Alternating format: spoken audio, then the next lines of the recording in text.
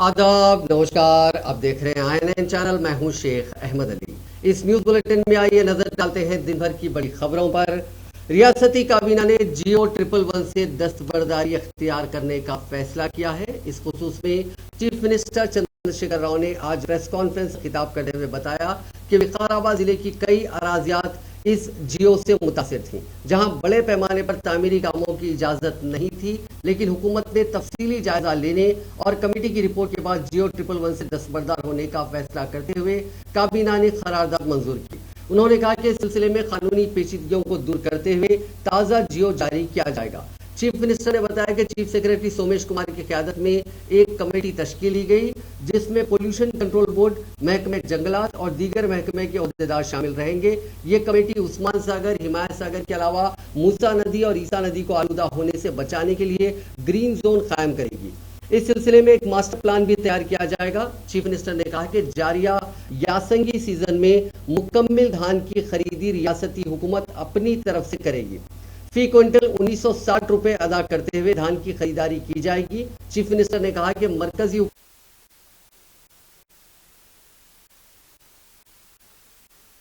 को मुतारिफ करने की जरूरत है।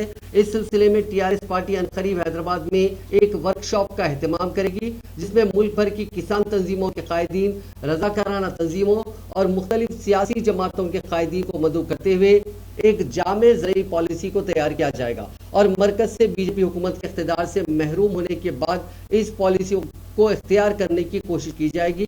इस मौके पर चीफ मिनिस्टर ने कहा कि रियासती काबीना में तेलंगाना में 6 नई खानगी यूनिवर्सिटीज के क़याम की मंजूरी दी है, जिनमें Kaveri agriculture university, pharma university, Amethi university, CII Guru Nanak और MNR यूनिवर्सिटी शामिल है। उन्होंने बताया कि फार्मा यूनिवर्सिटी को फौरी असर के साथ कायम करने का फैसला किया गया। इस यूनिवर्सिटी में अमेरिका की कई फार्मा कंपनियों ने सरमायाकारी की पेशकश की है। हालिया दिनों वजीर इंडस्ट्रीज व IT तारक रामाराव के दौरे अमेरिका के मौके पर फार्मा कंपनियों ने ये पेशकश की थी। चीफ मिनिस्टर ने कहा कि रियासत भर की तमाम यूनिवर्सिटीज में मुलाजिमतों पर तकर्रुर के लिए जुमला मुलाजिमत 3500 है। इन मुलाजिमतों पर तकर्रुर के लिए कॉमन बोर्ड कायम किया जाएगा।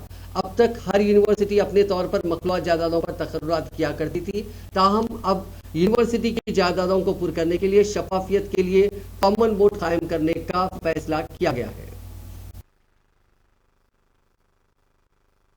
डेफिनेट గా ఈ వ్యాసంగి వడ్లను ఒక గింజ కూడా లేకుండా రాష్ట్ర ప్రభుత్వమే కొనుగోలు చేయాలని చెప్పి cabinet has taken a decision. దానికి వచ్చే వ్యత్యాసం ఎంత, ఆ వ్యత్యాసానికి మేము భరించాల్సింది ఎంత అనే దానికి ఒక 4 ఎక్స్పర్ట్స్ దాంతో చీఫ్ సెక్రటరీ ఆధ్వర్యంలో ఒక కమిటీ వేసినాం. ఆ కమిటీలో చీఫ్ సెక్రటరీ గారు, ఫైనాన్స్ సెక్రటరీ గారు, అగ్రికల్చర్ సెక్రటరీ గారు, ఇరిగేషన్ సెక్రటరీ గారు. ఇరిగేషన్ సెక్రటరీ గారు గతంలో సివిల్ సప్లైస్ కమిషనర్ కూడా పనిచేసిండు, ఆయనకు అనుభవం ఉంది. ఈ 4 కలిపి మేము కమిటీ వేసినాం. తక్కువ నష్టంతో ఈ ధాన్యం కొనాలి, డిస్పోజ్ కావాలి. ధాన్యం కొనుగోళ్లకు బ్రహ్మాండంగా రేపటి నుంచే యుద్ధ ప్రాతిపదికన కలెక్టర్లతో వీడియో కాన్ఫరెన్స్ పెట్టమన్నాం, ఆదేశాలు ఇచ్చినాం. గౌరవ మంత్రులందరినీ కూడా రిక్వెస్ట్ చేసినాం. రేపు ఇమీడియట్ జిల్లా కేంద్రాలకు పోయి టోటల్ అడ్మినిస్ట్రేషన్ గేరప్ చేసి ప్రతి ఊరిలో in each and every village కొనుగోలు కేంద్రాలు స్టార్ట్ చేయమని చెప్పినాం. రాబోయే 2-3 రోజుల్లో మొత్తం ఎస్టాబ్లిష్ చేసి సివిల్ సప్లైస్ మినిస్టర్ గారు దానికి అవసరమైన గోనె సంచులు, మన్ను మశానం ఏమేమి ఉంటుందో రతంగం అంతా ఆ డిపార్ట్మెంట్ చూసుకుంటుంది. దానికి ఏవేవైతే అవసరాలు ఉంటాయో సివిల్ సప్లైస్ డిపార్ట్మెంట్ వాళ్ళు కోఆర్డినేట్ చేస్తారు. ఇక్కడ సమర్థవంతమైన ప్రభుత్వం ఉంది కాబట్టి, డెలివరీ చేయగలిగిన ప్రభుత్వం ఉంది కాబట్టి, నిర్ణయం తీసుకుంటే చాలా కఠినంగా పడుతరంగా డెలివరీ చేసేటువంటి ఒక పటిష్టమైన ప్రభుత్వం ఉంది కాబట్టి వితిన్ 3-4 డేస్ మొత్తం కొనుగోలు చేస్తాం. నేను రైతాంగాన్ని విజ్ఞప్తి చేస్తా ఉన్నా, ఒక్క గింజ కూడా తక్కువ ధరకు అమ్మకండి. 1960 రూపాయల ఎంత ఉంది అది, 1960 అయితే ఎంఎస్. चीफ मिनिस्टर के चंद्रशेखर राव ने मरकज की बीजेपी हुकूमत पर सियासी मफादात हासिल करने के लिए मुल्क के माहौल को खराब करने का इल्जाम आयद किया। प्रगति भवन में रियासती काबीना के इजलास के बाद प्रेस कॉन्फ्रेंस से खिताब करते हुए चीफ मिनिस्टर ने कहा कि गुज़िश्ता रोज रामनवमी के मौके पर मुल्क के चंद मकामात पर फिरका वाराना कशीदगी देखी गई, जहां दोनों तबकात के अवाम को मुस्तैल करने के लिए पथराव किया गया। उन्होंने कहा कि रामनवमी के मौके पर गुजरात और कर्नाटका में इस तरह के वाकयात देखे गए। उन्होंने कहा कि बीजेपी जिन रियासतों में अनकरीब इंतखाबात होने वाले हैं, वहां एक मुनज़्ज़म साजिश के तहत माहौल को खराब करते हुए सियासी फायदा हासिल करने की कोशिश कर रही है। उन्होंने कहा कि मुल्क भर में रामनवमी मनाई गई, हर घर और हर गांव में यह त्योहार मनाया गया, लेकिन 2-3 रियासतों में ही फिरका वाराना तशद्दुद बर्पा हुआ। ये इसलिए हुआ क्योंकि वहां अनकरीब इंतखाबात होने वाले हैं। उन्होंने कहा कि वोटों के लिए बीजेपी मुल्क को बर्बाद कर रही है, जो अफसोसनाक है। चीफ मिनिस्टर ने कहा कि गुज़िश्ता चंद दिनों से हिंदुस्तान की सिलिकॉन वैली बेंगलुरु शहर की हालत इंतहाई खराब कर दी गई। कर्नाटका भर में बीजेपी मुख्तलिफ तरीकों से दोनों तबकात को मुश्तइल करने की कोशिशें कर रही है। उन्होंने कहा कि कर्नाटका में 6 तरह की पाबंदियां आयद की गई, जिनमें हिजाब पाबंदी, हलाल गोश्त पर पाबंदी, मुस्लिम ड्राइवर्स की गाड़ियों में सफर की पाबंदी और मुस्लिम ताजिरात से अशिया ना खरीदने जैसी पाबंदियां आयद की गई। चीफ मिनिस्टर ने तशवीश का इजहार किया कि बेंगलुरु जैसे शहर में जहां आईटी के तहत रास्त और बिलवास्ता तौर पर 60 लाख अफराद को रोजगार फराम हो रहा है, वहां फिरका वाराना कशीदगी की वजह से आईटी कंपनियां और दीगर सनतें परेशान हैं। अगर मुल्क भर में यही हालात पैदा होते रहे तो ये मुल्क बर्बाद होकर रह जाएगा और आइंदा 100 साल तक भी संभल नहीं पाएगा। चीफ मिनिस्टर ने कहा कि कर्नाटका के मौजूदा हालात पर कुवैत के 11 अरकान पार्लियामेंट ने अपनी तशवीश का इजहार करते हुए वहां की हुकूमत को खबरदार किया कि कुवैत में काम करने वाले हिंदुस्तानियों को वापस उनके मुल्क भेज दिया जाएगा, क्योंकि वो यहाँ पर भी तकरीबी कार्रवाइयां अंजाम दे सकते हैं। चीफ मिनिस्टर ने कहा कि दुनिया भर के मुख्तलिफ ममालिक में फिलवक्त हिंदुस्तान से 13 करोड़ अफराद मुलाजिमतें और रोजगार से वाबस्ता हैं। अगर ये ममालिक हिंदुस्तानियों को वापस भेज दे तो आया मरकज की बीजेपी हुकूमत वतन वापस होने वाले उन तमाम अफराद को मुलाजिमतें फराम कर सकेगी। उन्होंने कहा कि मुल्क में फिलवक्त अमन की शदीद ज़रूरत है। फिरका वाराना कशीदगी से न सिर्फ सनतें कायम नहीं होंगी, बल्कि मौजूदा सनतें भी दूसरे इलाकों को मुंतकिल हो जाएंगी। अब बात मरकजी वजीर किशन रेड्डी की। उससे पहले एक खबर हाईकोर्ट से। तेलंगाना हाईकोर्ट ने साबिक़ अजला में सरकारी असातिज़ा के बाहमी तबादलों से मुतालिक जियो नंबर 402 को मुअत्तल कर दिया। जस्टिस बी विजयसेन रेड्डी ने अबूरी हुक्म जारी करते हुए कहा कि मज़कूरा जियो नए सदारती हुक्मनामे के खिलाफ है, जो नए अजला की तश्कील के बाद नाफिजुल अमल किया गया। क़ब्ल अदालत ने इस जियो पर अमलावरी को 11 अप्रैल तक जूं का तूं बरकरार रखने की हिदायत दी थी। डिवीजन बेंच जिला जयशंकर भोपाल पुलिस से ताल्लुक रखने वाले सेकेंडरी ग्रेड टीचर की दाखिल करदा दरखास्तों पर समाअत कर रही थी, जिसके जरिए उन टीचर्स ने दावा किया था कि हुकूमत को ये जियो जारी करने का कोई इख्तियार नहीं है, क्योंकि इससे प्रेसिडेंशियल ऑर्डर में मुदाखलत होगी। जियो 402 के जरिए साबिक़ा अजला के हुदूद में असातिज़ा के बाहमी तबादलों की इजाज़त दी गई है। दरखास्त गुजारों की तरफ से पेश होते हुए एडवोकेट्स NS अर्जुन कुमार और M राम गोपाल राव ने बताया कि इस जियो पर अमलावरी से असातिज़ा के मफादात मुतासिर होंगे और हुकूमत का एक कदम दस्तूर की खिलाफ वर्जी के मुतरादिफ है। दलाइल की समाअत के बाद फाजिल जज ने मज़कूरा जियो को मुअत्तल कर दिया और हुकूमत को 20 जून तक हलफनामा दाखिल करने की हिदायत दी। मरकजी वजीर सयाहत जी किशन रेड्डी ने कहा है कि धान की खरीदारी के मसले पर TRS के कायदीन किसानों को गुमराह कर रहे हैं। दिल्ली में मीडिया से बात करते हुए उन्होंने कहा कि चीफ मिनिस्टर KCR की जानिब से दिल्ली में इस मसले पर भूख हड़ताल करने के बावजूद रियासत के किसान TRS हुकूमत पर भरोसा करने के मौक़िफ़ में नहीं है। उन्होंने कहा कि KCR हुकूमत ने मरकज से बॉइल्ड राइस सरबराह न करने का माहिदा किया था। उन्होंने चीफ मिनिस्टर से इस बात की वजाहत करने का मुतालबा किया कि आया उनकी हुकूमत में बॉइल्ड राइस सरबराह न करने का माहिदा करते हुए मरकज को मकतूब हवाले किए थे या नहीं। मरकजी वजीर ने कहा कि मुल्क भर में फिलहाल बॉइल्ड राइस का इस्तेमाल नहीं हो रहा है और ये चावल मुफ्त में सरबराह करने पर भी कोई नहीं खा रहे हैं, जिसके पेश नज़र FCI ने बॉइल्ड राइस की खरीदी को रोक दिया। अलबत्ता रॉ राइस की खरीदी की जा रही है। उन्होंने चंद्रशेखर राव हुकूमत पर गैर ज़रूरी मसाइल पैदा करने का इल्ज़ाम आयद किया। उन्होंने कहा कि धान को चावल में तब्दील करने के मुकम्मल मराहिल पर मरकजी हुकूमत फी क्विंटल 3187 रुपये खर्च कर रही है। उन्होंने कहा कि अपनी नाकामियों पर पर्दापोशी करने और रियासत के असल मसाइल से तवज्जो हटाने के लिए दिल्ली में किसानों के नाम पर धरना दिया गया। मुख्यमंत्री गाరు మెడ మీద కత్తి పెట్టారంటాడు. మీరు రైతుల మెడ మీద కత్తి పెట్టి రైతులను భయపెట్టిస్తున్నారు. మీరు ఎప్పుడు మేము భయపెట్టించాలా? ఏదైనా 2-3 సంవత్సరాల నుంచి చెప్తా ఉన్నాం. బాయిల్డ్ రైస్ దేశంలో ఎవరు తినడం లేదు. మన తెలంగాణలో ఒక్క రైతు కూడా తినడం లేదు. తింటున్నటువంటి కేరళలో కానీ, వెస్ట్ బెంగాల్లో కానీ, తమిళనాడులో కానీ పూర్తిగా ఉపయోగం తగ్గిపోయింది. ఇప్పటికే ప్రజల డబ్బుతో ఉన్నటువంటి బాయిల్ రైస్ కేంద్ర ప్రభుత్వం ద్వారా నిల్వలు పేరుకపోతా ఉన్నాయి. ఉదాహరణకి ఇప్పుడు ఈ యొక్క ఉచితంగా ఇస్తున్నటువంటి బియ్యం ఇస్తే కూడా అది తినే పరిస్థితి లేదు ప్రజలు. ఫ్రీ డిస్ట్రిబ్యూషన్ 80 కోట్ల మందికి ఈరోజు food security, national food security scheme కింద కేంద్ర ప్రభుత్వం సరఫరా చేస్తా ఉంది. ఎక్కడ కూడా ఆ బియ్యం తినే పరిస్థితి లేదు, ఉంపుడు బియ్యం. అందుకే గత 3-4 సంవత్సరాలుగా దేశమంతా, ఒక తెలంగాణ కాదు, దేశంలో ఎక్కడైతే బాయిల్ రైస్ వచ్చేటువంటి అవకాశం ఉంటుందో బాయిల్ రైస్ ఉత్పత్తి చేస్తారు రైతులు. ఆ రాష్ట్ర ప్రభుత్వాలను చైతన్యం చేస్తూ, హెచ్చరికలు చేస్తూ వాళ్ళని ఒప్పించేటువంటి ప్రయత్నం చేశాము. గతంలో నిర్ణయం తీసుకున్నాము. ఆ నిర్ణయంలో పూర్తిగా బాయిల్ రైస్ ఇవ్వమని ముఖ్యమంత్రి గారు అంగీకరించారు, ఉత్తరాలు రాశారు. మరి ఆయన మాట్లాడినటువంటి మాటలు వరి మీద ఏం మాట్లాడాలని చూపిస్తాను. ఈరోజు లేని విషయాలు వక్రీకరించి दवाएं तैयार करने वाली सरकर्दा company Bharat serums and vaccine यानी बीवीएस ने हैदराबाद में सरमायाकारी से इत्तेफाक किया है।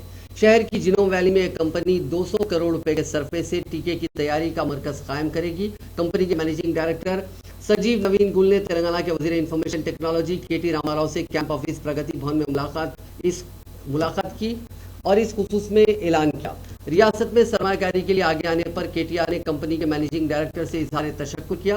इस कंपनी के यहाँ पर टीकों की तैयारी के मरकज के क़याम के बाद हैदराबाद ने दुनिया में टीकों के मरकज के तौर पर अपने मौक़िफ़ को मुस्तहकम कर लिया है।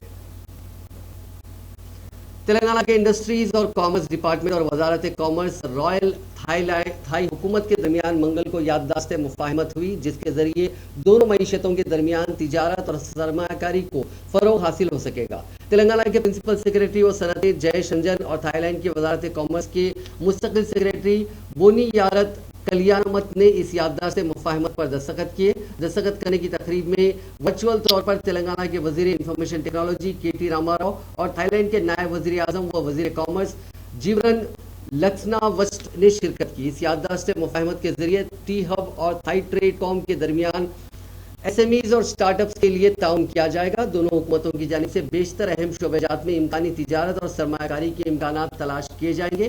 तारीख में पहली मरतबा थाई वजारत कॉमर्स और रियासती हुकूमत के दरमियान किसी MOU पर दस्तखत हुए हैं।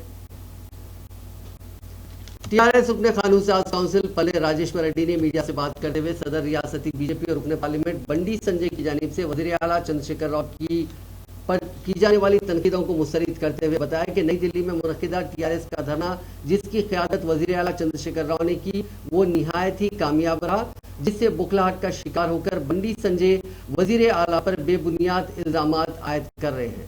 एक और प्रेस कॉन्फ्रेंस से खिताब करते हुए टीआरएस के अरकान असेंबली बालाराजू और जीवन रेड्डी ने सदर रियासती बीजेपी बंडी संजय पर बरहमी का इजहार करते हुए सवाल किया कि मरकज की बीजेपी हुकूमत ने अपने 8 साल दौरे इख्तियार में तेलंगाना में कितने गोदाम कायम किए, इसकी वजाहत करें। उन्होंने बताया कि यह बात निहायत ही शर्मनाक है कि मरकजी हुकूमत किसानों के अनाज को महफूज रखने के लिए न तो एक गोदाम कायम किया और न ही किसी भी आपाशी प्रोजेक्ट को कौमी दर्जा देने का काम किया।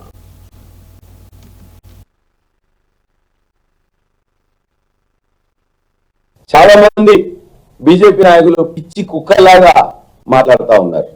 బండి సంజయ్ అనే ఒక వార్డు సభ్యుని కంటే తక్కువ స్థాయిగా ఉండే మాట్లాడే భాష మాట్లాడుతూ ఒక భారతీయ జనతా పార్టీ తెలంగాణ శాఖకు అధ్యక్షుడిగా ఉండడం చాలా దురదృష్టకరం. జనరల్ గా మనుషులందరూ నోటితో మాట్లాడుతుంటారు. ఈ బండి సంజయ్ అనే నోటితో కాకుండా మన అవయాల్లో వేదాంతో మాట్లాడుతున్న సందర్భం అట్లున్నది తప్ప నోటితో మాట్లాడుతున్నట్టు లేదు. చాలా దురదృష్టకరం. ధాన్యం సేకరణ గురించి నిన్న మీటింగ్ పెట్టాడు. ధాన్యం సేకరణ భారతదేశంలో గత ప్రభుత్వాలు కానీ ఈనాడు ప్రభుత్వాలు కానీ అన్ని రాష్ట్రాల్లో ఒకటే కేంద్ర ప్రభుత్వమే ప్రొక్యూర్ చేస్తుంది. ఆ ప్రొక్యూర్మెంట్ లో రాష్ట్ర ప్రభుత్వాలు ఫెసిలిటేటర్ గా కావలసిన సహాయ సహకారాలు ఇచ్చి ఆ ప్రొక్యూర్మెంట్ చేసి కేంద్ర ప్రభుత్వానికి అందిస్తుంది.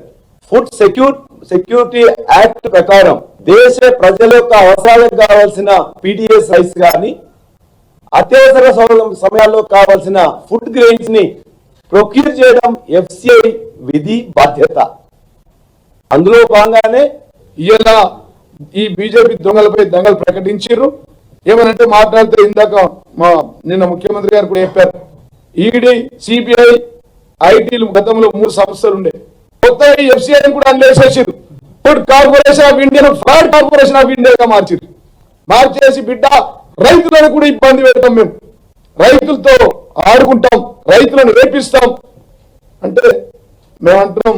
ఇవాళ రైతుల ఉసురు దాకినోడు ఎవరు మిగిలిన ఈ రాష్ట్రంలో గతంలో కరెంట్ గురించి అడిగిన రోజు ఆ రోజు రైతుల కడుపు బుల్లెట్లు తింటే చంద్రబాబు గారు ఈ ప్రాంతం నుంచి ఆంధ్రాకు ఇక్కడ ఈ టీడీపీ ఆఫీస్కి టూలెట్ బోర్డు ఉంది. కాబట్టి ప్రతి నియోజకవర్గంలో 6-7 గోడౌన్ల లెక్క ప్రకారం నిర్మాణం చేసి అధికారంలోకి వచ్చిన వెంటనే రైతులకు 24 గంటలు ఉచితంగా విద్యుత్తును అందించి, అదే మాదిరిగా రైతు బంధు, రైతు బీమా ఇచ్చి ప్రాజెక్టుల నిర్మాణం చేసి నిర్మించినటువంటి ప్రాజెక్టులకు జాతీయ హోదా కల్పించండి, నిర్మించాల్సినటువంటి అవసరం మేరకు జాతీయ హోదా ప్రాజెక్టులకు కల్పించండి అని అంటే ఏ ఒక్క రోజు కూడా కేంద్ర ప్రభుత్వాన్ని तेलंगाना कांग्रेस वर्किंग प्रेसिडेंट अंजन कुमार यादव और सदर तेलंगाना महिला कांग्रेस सुनीता राव की क़यादत में टैंक बंड के पास पेट्रोल, डीजल और गैस सिलेंडर्स की कीमतों में इजाफे और रियासती हुकूमत की जानिब से बरकी शरहों और बस किरायों में इजाफे के खिलाफ बड़े पैमाने पर धरना मुनज़्ज़म करते हुए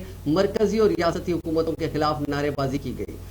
कांग्रेस के कारगुजार सदर अंजन कुमार यादव ने बताया कि यूपीए दौर इख्तिदार में गैस सिलेंडर 400 रुपए में फरोख्त किया जाता था, अब मोदी की हुकूमत ने उसे 1000 से जायद कर दिया। उन्होंने बताया कि वज़ीर आज़म नरेंद्र मोदी ने 2 करोड़ नौजवानों को मुलाजिमतें देने का वादा किया था और वज़ीर आला केसीआर ने 2 लाख नौजवानों को मुलाजिमतें देने का वादा करते हुए इख्तिदार तो हासिल कर लिया, लेकिन एक भी फर्द को मुलाजिमत फराहम नहीं की गई।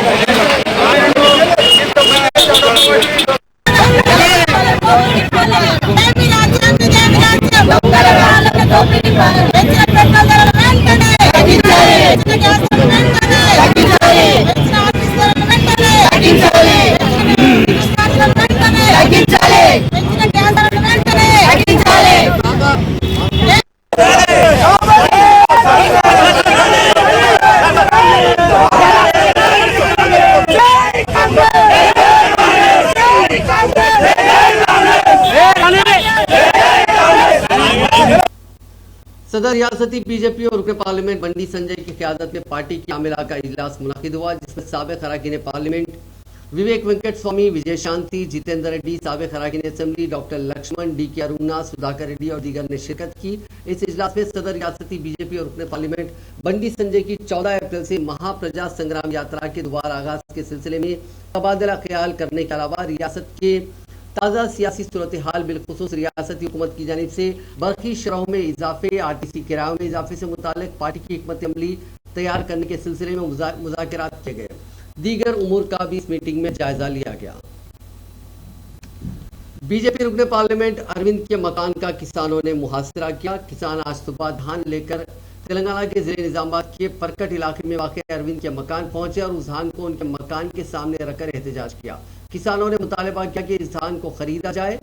जिले भर के किसानों ने एमपी अरविंद के खिलाफ नारेबाजी की। किसानों ने रुकने पार्लियामेंट के घर के सामने धान का ढेर लगाकर एहतजाज किया, जिससे कुछ देर के लिए कशीदगी फैल गई। मजलिस के फ्लोर लीडर अकबरुद्दीन अवैसी के निर्मल तकरीर केस का फैसला चारशुम्बा यानी 13 अप्रैल को सुनाया जाएगा। हैदराबाद के नामपल्ली कोर्ट में वाक़ अरकान पार्लियामेंट व असेंबली के केसों की समाअत के लिए कायम की गई खुसूसी अदालत ने इस केस की समाअत मुकम्मल कर ली और अदालत ने आज यानी 12 अप्रैल को फैसला सुनाने का ऐलान किया था। ताहम आज अदालत ने फैसले को कल तक के लिए मुलतवी कर दिया। नामपल्ली अदालत में आज अकबरुद्दीन अवैसी के अलावा निर्मल के उस वक्त के सदर मजलिस अजीमुद्दीन बिन याहिया भी अदालत में मौजूद थे।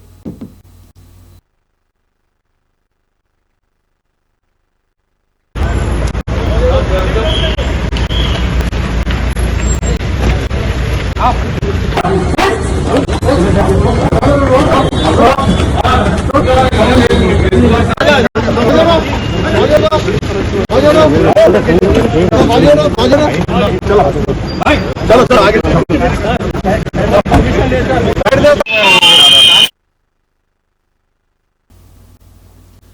मध्य प्रदेश की शिवराज सिंह हुकूमत की जानिब से अक़लियतों के मकानात पर बुलडोजर चलाने पर सदर मजलिस इत्तेहादुल मुस्लिमीन असदुद्दीन अवैसी ने सख्त बरहमी का इजहार किया। उन्होंने कहा कि किस कानून के तहत मध्य प्रदेश हुकूमत ने मुस्लिम कम्युनिटी के मकानात गिराए, इससे मुस्लिम अक़लियतों के तई चीफ मिनिस्टर का मुतसबाना रवैया साफ जाहिर होता है।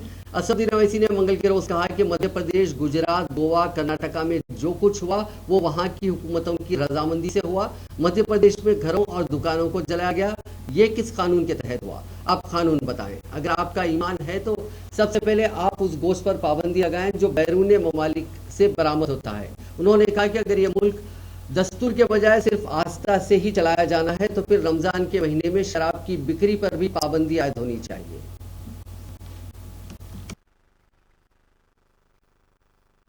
नसीहत नहीं दे रहे बल्कि हमने उनको उनकी संवैधानिक जिम्मेदारी को याद दिलाया है जो भूल चुके हैं। ये जो आरएन जुलूस जो निकाले गए पूरे देश में और उस जुलूस में हर जगह पर वायलेंस हुआ, चाहे मध्य प्रदेश हो, राजस्थान हो, गुजरात हो, कर्नाटक हो, गोवा हो, जहां जहां ये आरएन या जुलूस गया, प्रोसेशन गया, वहां पर वायलेंस हुआ तो वहां की सरकारें सरासर नाकाम साबित हुई उस वायलेंस को रोकने के लिए। और क्यों सरासर नाकाम साबित हुई? बल्कि वो सरकारें खुद,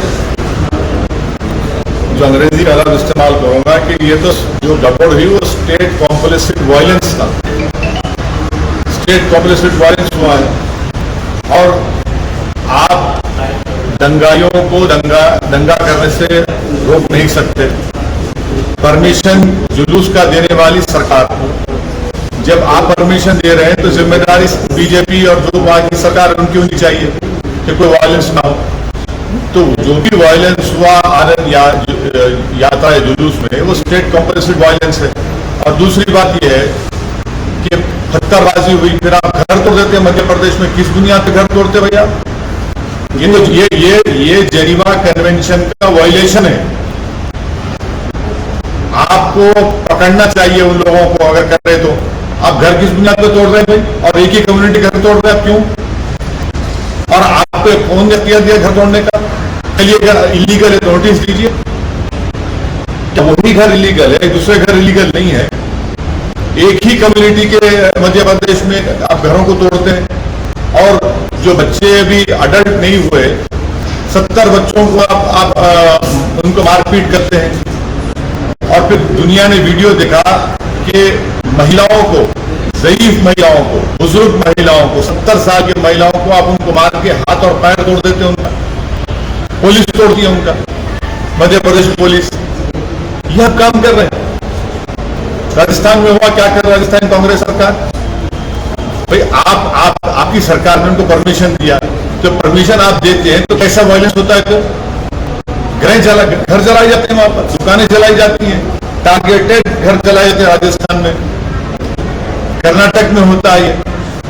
तो ये पूरे कंट्री में इतने 6-7 प्रदेशों में अगर हो रहा है तो ये देखिए, ये एक ऐसा नहीं है, पूरा प्लानिंग से हो रहा है। और आप टारगेट कर रहे हैं मुस्लिम माइनॉरिटीज को। सिर्फ क्यों कर रहे हैं मुस्लिम टारगेट? आप पहले आप बोलते हिजाब नहीं पहन सकते, सेकुलर स्टेट है, वोट नहीं कर सकते, सेकुलर स्टेट है क्या? फिर आप कानून बनाए थे फिर उसके ऊपर तेलंगाना भर में ट्रैफिक चालानात पर डिस्काउंट के लिए अब सिर्फ 3 दिन बाकी रह गए हैं। 15 अप्रैल को ये रियायत खत्म कर दी जाएगी। वाज़ेह है कि पहले 31 मार्च तक ट्रैफिक चालानात पर डिस्काउंट का ऐलान किया गया था। बाद आवाम की जबरदस्त रद्द-ए-अमल को देखते हुए तारीख 15 अप्रैल तक बढ़ा दी गई।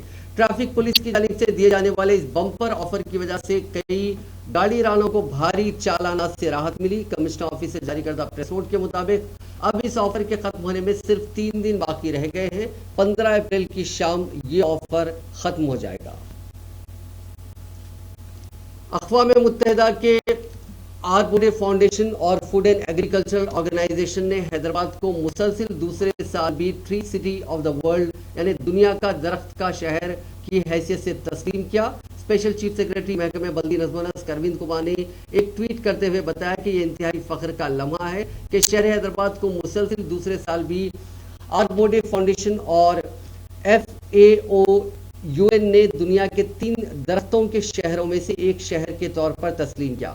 तंजीम के मुताबिक हैदराबाद में 3,50,56,635 दरख्त लगाए गए। गुज़िश्ता साल हैदराबाद दुनिया में ऐसा वाहिद शहर था जिसे दुनिया का दरख्तों का शहर के तौर पर तस्लीम किया गया था, लेकिन इस मरतबा फहरिस्त में मुंबई भी शामिल हो गया। हैदराबाद और मुंबई के अलावा 21 ममालिक के 136 दूसरे शहरों ने भी इस फहरिस्त में जगह पाई है। अमेरिका के 37, बरतानिया के 19 और कनाडा के 18 शहरों को भी इस फहरिस्त में जगह मिली। उन ममालिक में सेहतमंद और खुशहाल शहरों की तामीर में शहरी जंगलात की निगहदाश्त के लिए उनके अहद को तस्लीम किया गया। हैदराबाद मेट्रोपॉलिटन डेवलपमेंट अथॉरिटी के मुताबिक ग्रेटर हैदराबाद में बड़े पैमाने पर पौधों की शजरकारी की गई, जिसे आलमी तौर पर तस्लीम किया गया। पुराना शहर हैदराबाद के बहादुरपुरा फ्लाईओवर का काम मुकम्मल हो गया है और जारी हफ्ते इसका इफ्तिताम मुतवक्को है, जिसके लिए ओहदेदार तैयारी कर रहे हैं। 690 मीटर तवील 13 सुतून वाले इस फ्लाईओवर की शिद्दत महसूस की जा रही है क्योंकि इस रूट पर भारी ट्रैफिक होती है। ग्रेटर हैदराबाद म्युनिसिपल कॉर्पोरेशन के SC ओहदेदार दत्तू पंतलू ने कहा कि Bahadurpura flyover bridge strategic road development plan के फेज 1 के हिस्से के तौर पर तामीर किया गया था। नवंबर 2018 में इसकी तामीर का काम शुरू किया गया था। उसकी तामीर की शुरुआत में कई किस्म की मुश्किलात जैसे हुसूल अराजी और दीगर मसाइल का सामना करना पड़ा, जिसकी वजह से इस फ्लाईओवर की तामीर में ताख़ीर हुई। कोरोना की वजह से भी बाज़ मुश्किलात का सामना करना पड़ा। ये 6 लेन वाला फ्लाईओवर है। इस फ्लाईओवर की तामीर से पहले बहादुरपुरा जंक्शन के करीब सिग्नल हुआ करता था, जिसके नतीजे में जू पार्क और पुराना पुल जाने वाली रूट पर भारी ट्रैफिक जैम हो जाया करती थी। इस फ्लाईओवर की तामीर के बाद पुराना पुल तक जाने वाली ट्रैफिक जैम में कमी वाक़ई होगी। इस फ्लाईओवर की तामीर पर 107 करोड़ 47 लाख रुपए सर्व किए गए हैं। महकमे मौसमियात ने कहा कि तेलंगाना में जुमेरात से हफ्ते तक बाज़ मकामात पर हल्की ता औसत बारिश का इम्कान है। अपने बुलेटिन में उसने कहा कि रियासत के बाज़ मकामात पर इसी दौरान हल्की ता तूफानी हवाएं 30 से 40 किलोमीटर फी घंटे की रफ्तार से चलेंगी। आज़म तरीन दर्ज हरारत 41.3 डिग्री सेल्सियस आदिलाबाद जिले में दर्ज किया गया है। तेलंगाना की हुक्मरान जमात TRS की रुकने कानून साज काउंसिल के कविता ने चीफ सेक्रेटरी सोमेश कुमार से मुलाकात करते हुए उनको पुरसा दिया। सोमेश कुमार की मां हाल ही में चल बसी थी। कविता आज रुकने असेंबली TRS जीवन रेड्डी के हमरा सोमेश कुमार की क़यामगाह पहुंची और उनको पुरसा दिया। उन्होंने सोमेश कुमार की वाला के पोर्ट्रेट पर फूल निछावर किए और सोमेश कुमार के साथ साथ उनके दीगर अरकान खानदान से इजहार ताज़ियत भी किया। साउथ सेंट्रल रेलवे ने मुसाफिरीन की सहूलियत के लिए मजीद 7 MMTS ट्रेनें चलाने का फैसला किया है। फलकनुमा से रोजाना ये MMTS ट्रेन 11:15 पर रवाना होंगी और 1:45 बजे दिन लिंगमपल्ली पहुंचेंगी। दूसरी ट्रेन फलकनुमा से सुबह 9:05 पर रवाना होगी और 11:05 पर रामचंद्रपुरम पहुंचेंगी। इसी तरह मुख्तलिफ टाइमिंग्स इन ट्रेन की तय की गई है। नाज़रीन, इस न्यूज़ बुलेटिन में बस इतना ही। देखते रहिए INN चैनल।